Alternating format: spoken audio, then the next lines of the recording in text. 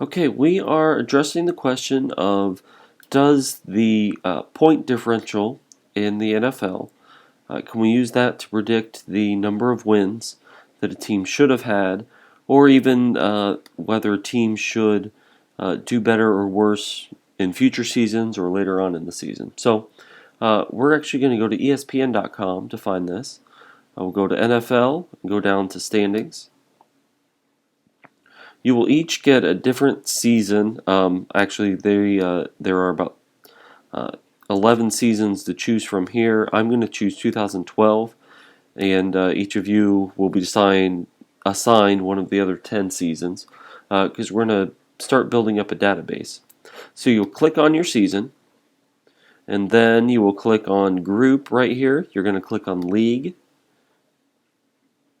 and then that will give you a full league standings, not broken up. You'll go from this NFL and click and drag all the way down to the bottom and Control C for copy.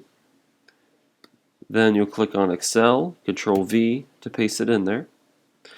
And then you want to make sure that you match destination formatting so that it all looks the same. First, we're going to get rid of columns that we aren't going to use. You notice this home road division conference. It actually changed the records to dates there, and then also streak here. We're not going to use those. So you can highlight all of those, right-click, delete, and you get rid of those.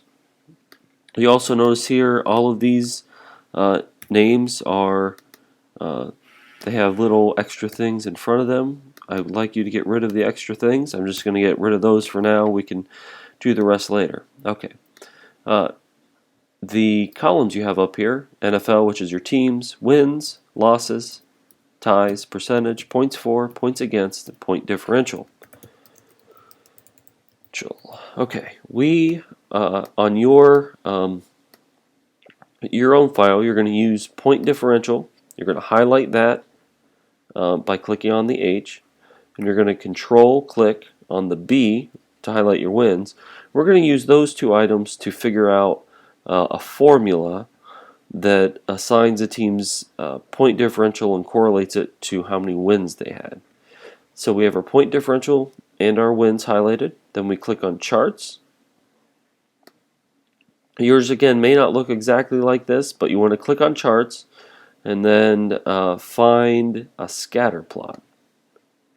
And this plots out all of our points. The x-axis is our wins, and that's the horizontal axis. And the y-axis is our point differential, and that's the vertical axis. And as you can see, the smaller the point differential, the more to the negative the point differential, the fewer amount of wins there are. And the higher the point differential, the more amount of wins there are.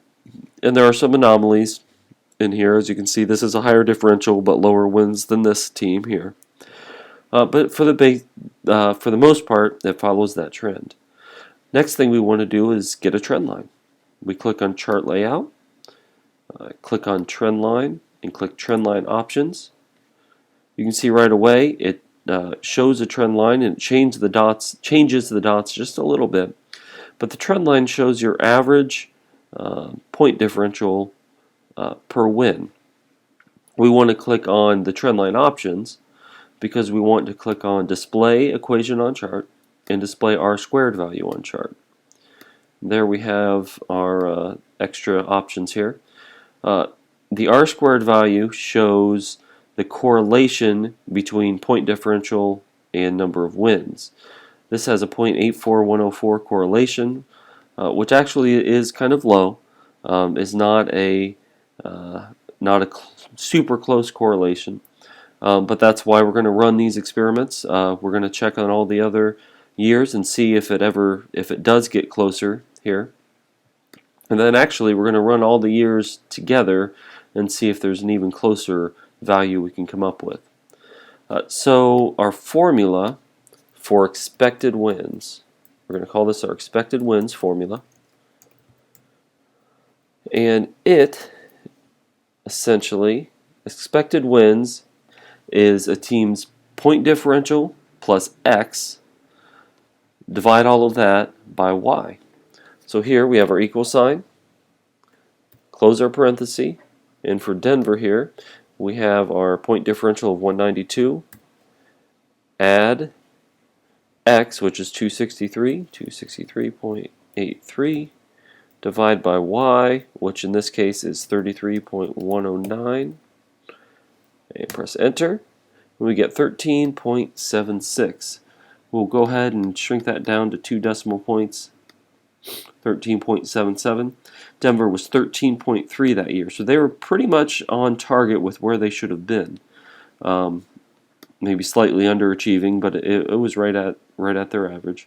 And then to copy and paste that formula, again, you go to the bottom right-hand corner where you have a black plus sign, click, and drag it to the bottom of our column, and let go. So as you can see here, we have every team's expected number of wins. And then the next thing we do here, if we want to see if a team performed as expected or above or below, we have a stat that we're going to call Win Differential. And this is equal sign. We have a team's actual number of wins minus a team's expected number of wins, and we press enter. And that is it. Click and drag and let go. So then the final task that you'll do, you're going to go over here to the number 1 line, click on that, it highlights everything. You can bold, and it will bold everything so it looks nicer. You can center, so it centers everything at the top. And then the final thing we're going to do, you can click on data and filter, and this will allow us to filter this by these different categories. So if we want to find out the most underachieving team from that season, we will go in ascending order. So negative 2.79. So New England, actually based on their point differential, should have won 14.7 games. So they very well could have won 15 games that year, and they only won 12. Seattle in 2012 won 11 games, and they could have won 13. So it's kind of odd to think of such good teams as being underachieving. Whereas Detroit, they only won 4, and they should have won 6. Let's look at the most overachieving teams from 2012. We have the Colts. They had the point differential of an expected 7-9 team, and they actually went 11-5. So that's interesting.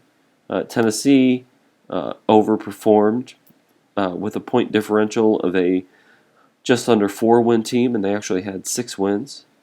And you can go on down and see the different expected wins. So this is what we're going to do. You will be assigned a season sometime between 2010 and 2013. The reason why we actually looked at this is we're going to look at 2013 really quickly. Go back up here, click 2013. We can see the actual records from that year.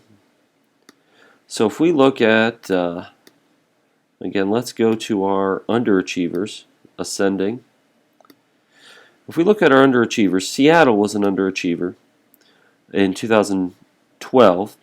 They should have won 13 games. They only won 11. And then in 2013, Seattle won 13 games.